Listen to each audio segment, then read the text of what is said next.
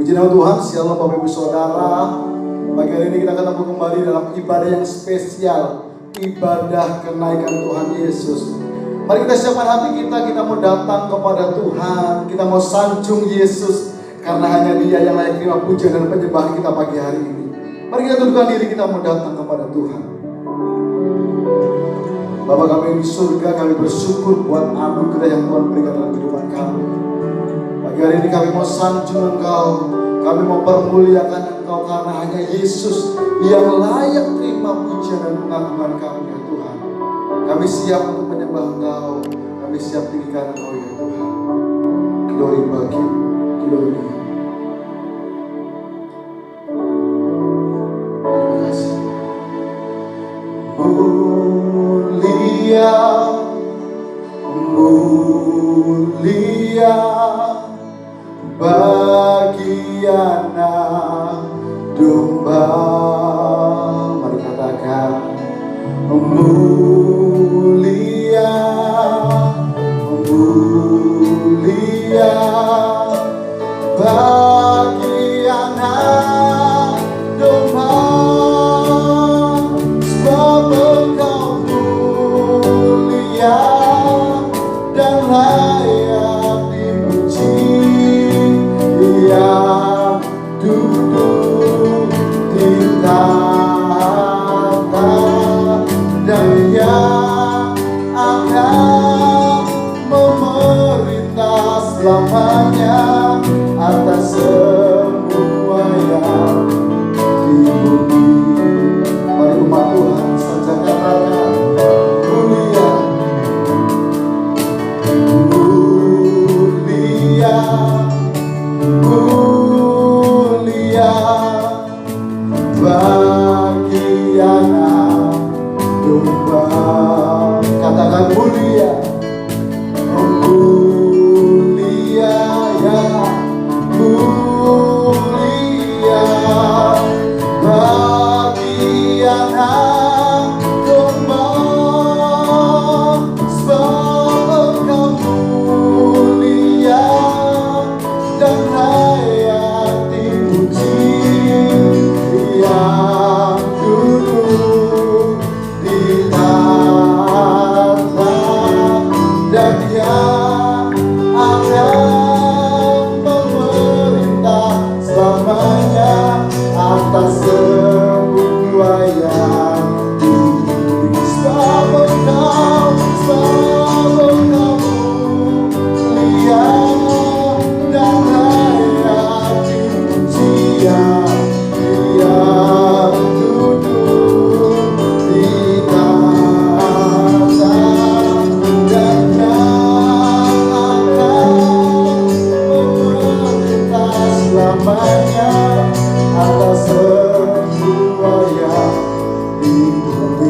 Mari umat Tuhan katakan, sebab Engkau mulia dan layak dipuji, yes, yang duduk di tahta dan yang akan memerintah selamanya atas semua yang di bumi. Sekali mari katakan, sebab Engkau mulia dan layak dipuji, yang duduk di tahta dan yang akan memerintah selamanya, yes, atas semua yang. Mari bersama-sama dengan kesungguhan hati katakan, sebab Engkau mulia dan layak dipuji, yang duduk di tahta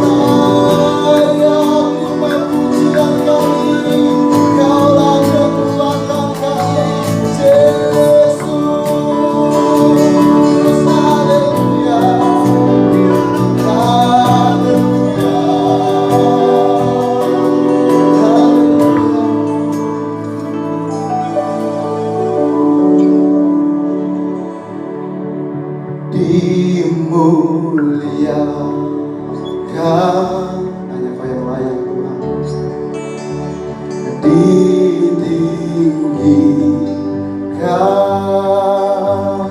Mari katakan, Yesus Tuhan, Kau Rajaku, Kau Rajaku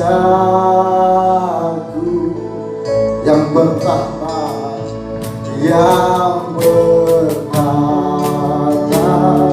yang berkuasa, come on, yang berkuasa. Siapa namanya? Yesus Tuhan,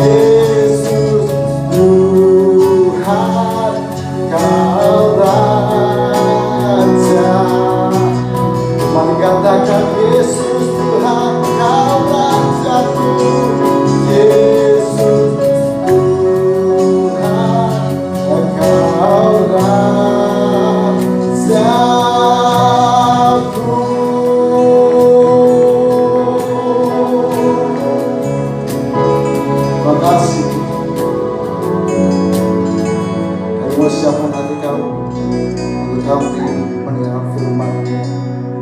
Pada pagi hari ini ya Tuhan, kalau firman menjadi kekuatan kami, jadi patokan dalam kehidupan kami untuk kami melangkah, sehingga kami mengerti apa tujuan Tuhan dalam kehidupan kami.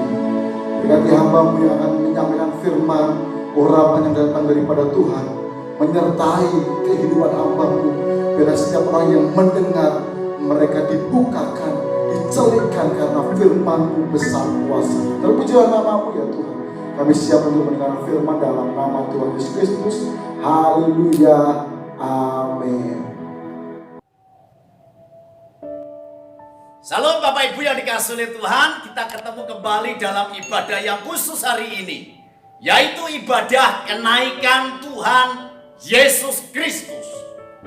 Di dunia ini, nabi boleh banyak, rasul boleh banyak, guru boleh banyak, tetapi juru selamat hanya satu, yaitu Yesus Kristus, yang hari ini kita peringati karena Dia naik ke surga. Kalau saudara perhatikan, di dalam Alkitab ada beberapa orang yang diangkat naik ke surga. Yang pertama yaitu Henokh, seorang yang bergaul akrab dengan Tuhan. Tanpa kematian, Henokh diangkat hidup-hidup oleh Tuhan. Yang kedua adalah Nabi Elia. seorang yang berjalan dalam kehendak Tuhan. Elia tidak mengalami kematian karena dia diangkat oleh Tuhan dengan kereta berapi. Yang ketiga, yaitu Yesus Kristus yang telah menyelesaikan kehendak Bapa dengan taat sampai mati di atas kayu salib, yang hari ini kita peringati bersama-sama. Dan nanti yang terakhir, yang keempat, adalah gerejanya, orang percaya yang hidup dalam kehendak Allah, taat, setia sampai mati. Pasti dia akan mengalami pengangkatan ketika Yesus datang kali yang kedua. Olehnya sebelum kita menantikan hari itu, kesempatan hari ini kita mau mempersiapkan hidup kita. Ketika Yesus kelak nanti datang, kita pun akan diangkat bersama-sama. Kita akan membuka Alkitab kita di dalam kitab Kisah Rasul pasalnya yang pertama, ayat 9 sampai dengan ayat yang ke-11. Saya bacakan untuk saudara. Kisah pasal yang pertama, ayat 9 sampai 11. Sesudah ia mengatakan demikian, terangkatlah ia disaksikan oleh mereka, dan awan menutupnya dari pandangan mereka. Ketika mereka sedang menatap ke langit, waktu ia naik itu, tiba-tiba berdirilah dua orang yang berpakaian putih dekat mereka. 11. Dan berkata kepada mereka, hai orang-orang Galilea, mengapakah kamu berdiri melihat ke langit?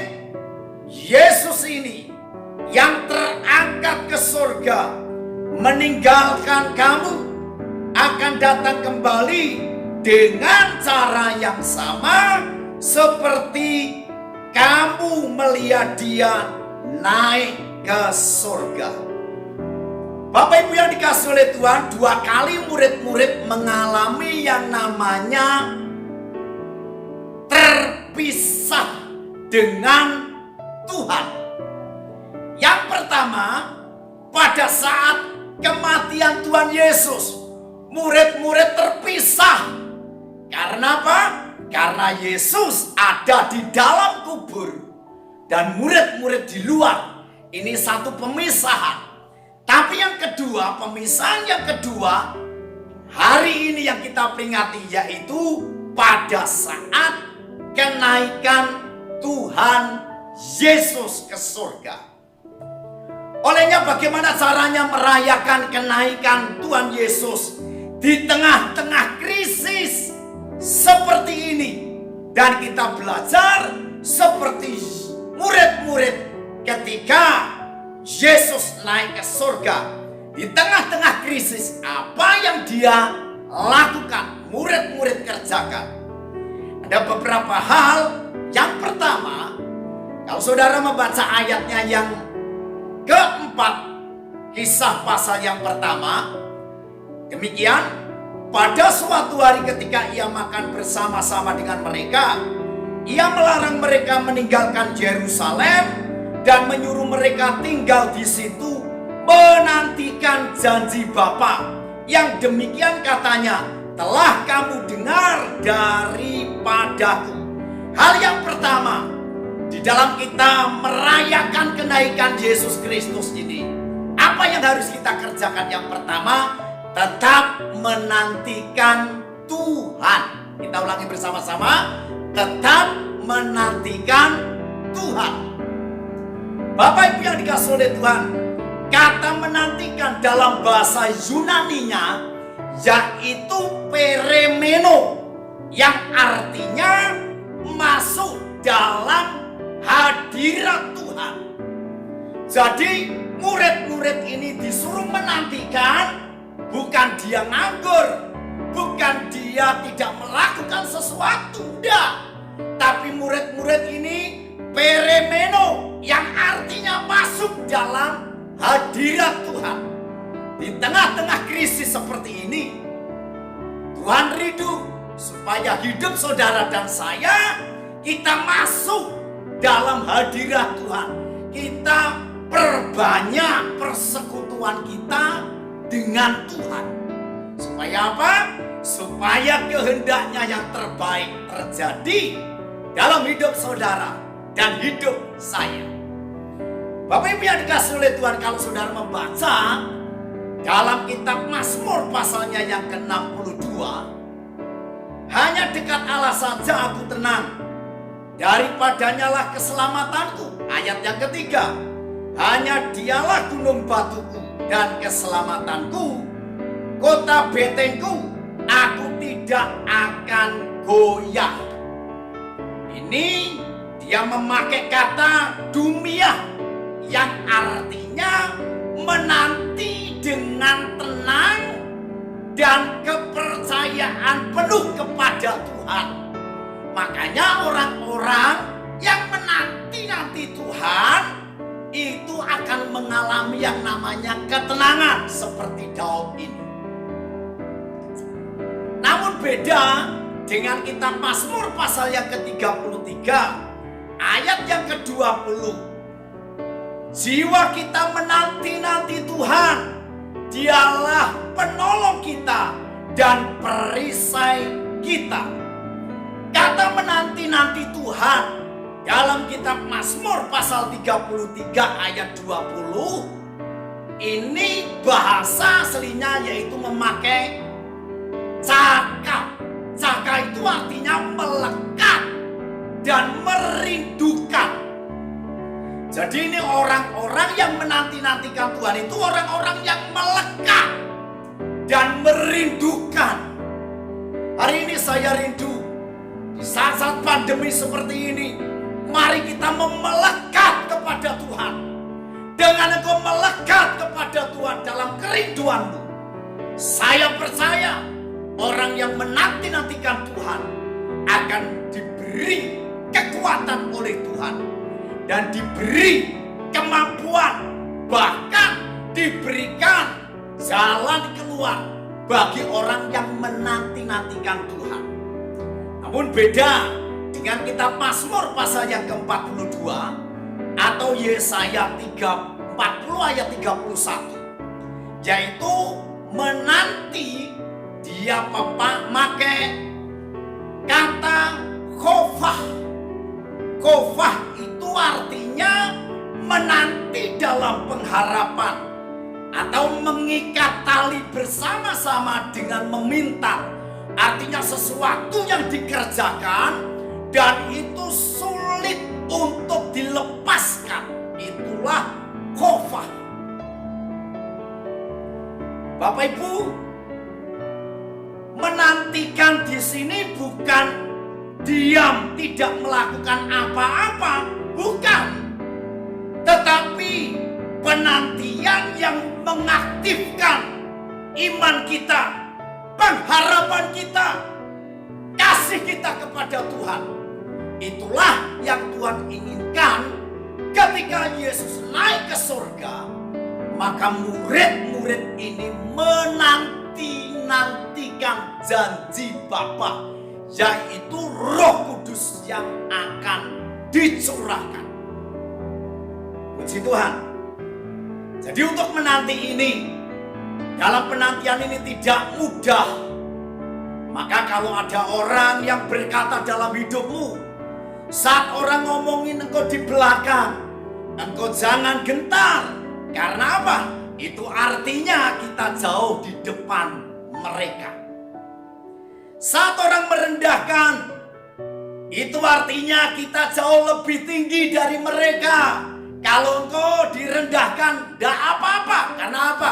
Engkau lebih tinggi dari mereka. Saat orang itu iri dengan kita, itu artinya kita lebih sukses, kita lebih berhasil dari mereka. Makanya dia iri.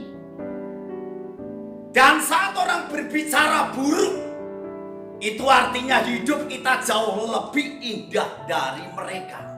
Jadi engkau harus fokus dalam penantian. Kalau ada orang yang ngomongin apa saja, Anda tetap berjalan, menatap ke depan untuk bersama dengan Tuhan Yesus Kristus. Jadi begini, hidupmu tidak akan pernah positif. Saya ulangi, hidupmu tidak akan pernah positif jika pikiranmu selalu negatif.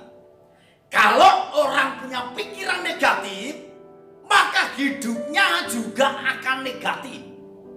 Tapi saya berdoa, biar hidupmu tidak akan mengalami negatif, tapi pikiranmu, hatimu tetap positif di hadapan Tuhan.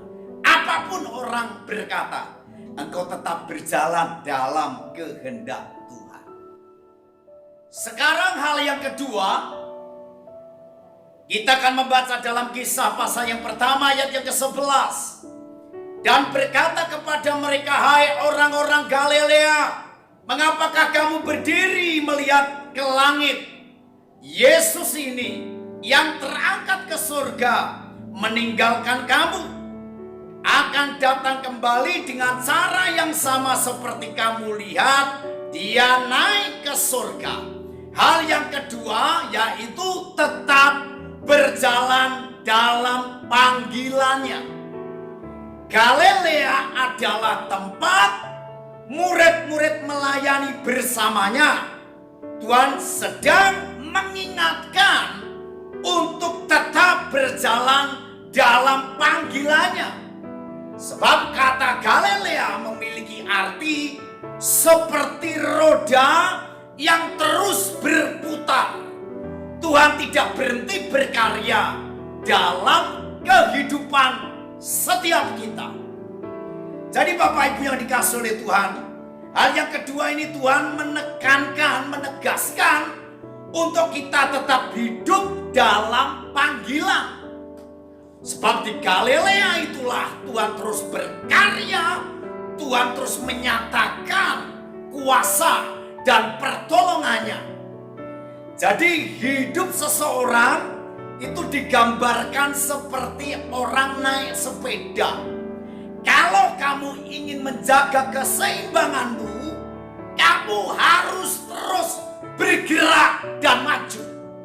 Kalau orang naik sepeda, maka sepedanya berhenti, maka akan jatuh. Tapi kalau engkau tetap menjaga keseimbanganmu, engkau harus bergerak maju. Supaya apa? Dalam hidupmu terus mengalami konsisten dalam mengikut akan Tuhan. Berusahalah untuk tidak menjadi manusia yang berhasil, tapi berusahalah menjadi manusia yang berguna.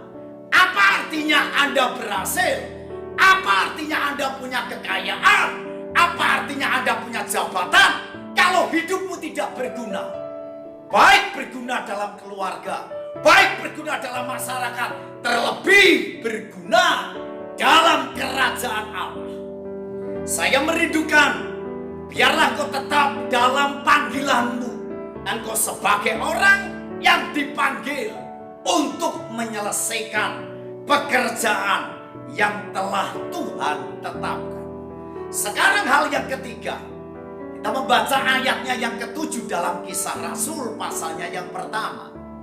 Jawabnya, engkau tidak perlu mengetahui masa dan waktu yang ditetapkan Bapa sendiri menurut kuasanya. Tetapi kamu akan menerima kuasa kalau Roh Kudus turun ke atas kamu, dan kamu akan menjadi saksiku di Yerusalem dan di seluruh Yudea dan Samaria dan sampai ke ujung bumi.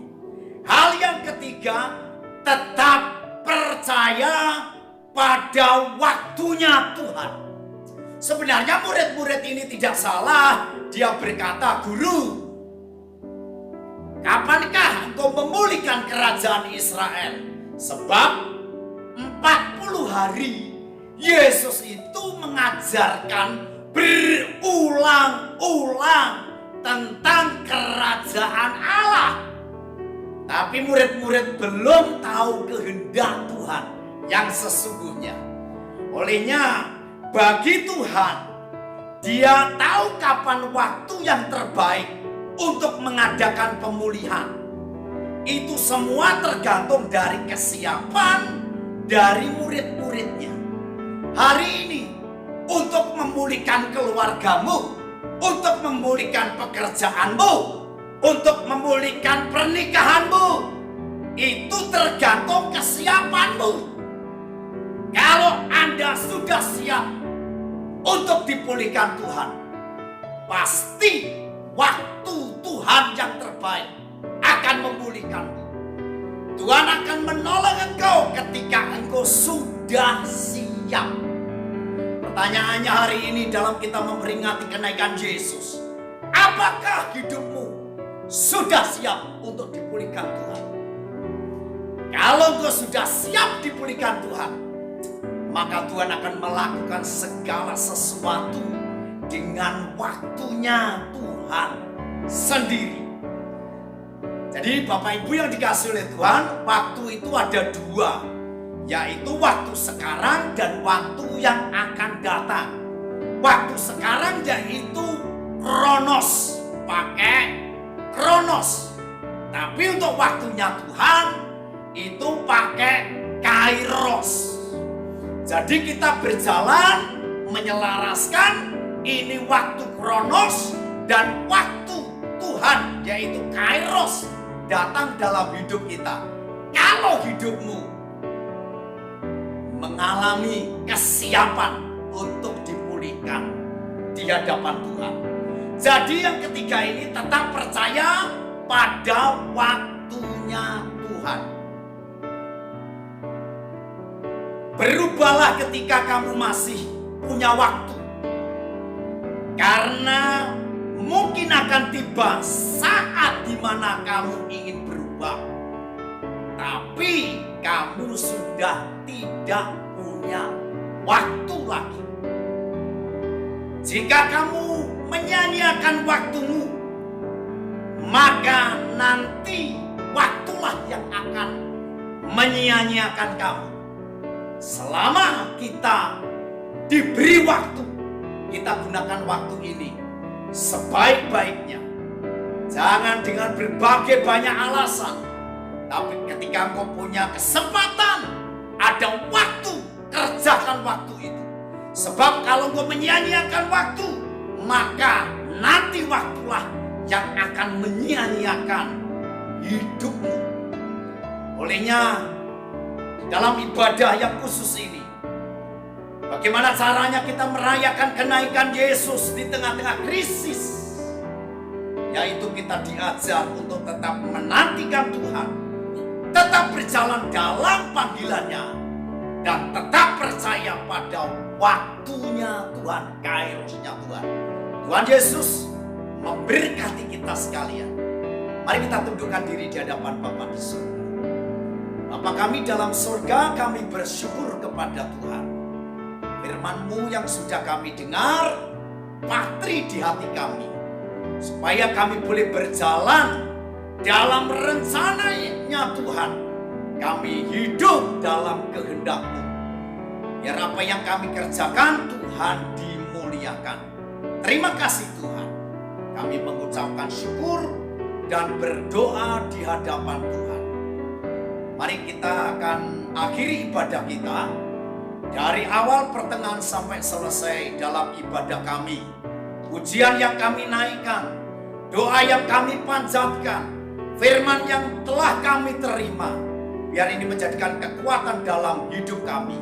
Sebentar kami siapkan hati kami untuk menerima berkat yang daripada-Mu. Mari kita akan membuka tangan dan hati kita di hadapan Bapa di surga. Saudaraku yang dikasihi oleh Tuhan, terimalah damai sejahtera, kasih karunia dari Allah Bapa, cinta kasih-Nya di dalam Sang Putra Yesus Kristus, melalui persekutuan kuasa Roh Kudus, menyertai, memberkati saudara hari ini sampai Maranatha Tuhan datang kali yang kedua. Berkat yang terbaik turun dalam hidupmu, kekuatan, kesehatan, berkat jasmani dan berkat rohani turun dalam hidup kita. Di dalam Yesus Tuhan kami mengucapkan syukur. Setiap kita yang sudah diberkati Tuhan berkata, amin. Selamat kenaikan Tuhan Yesus. Tuhan memberkati.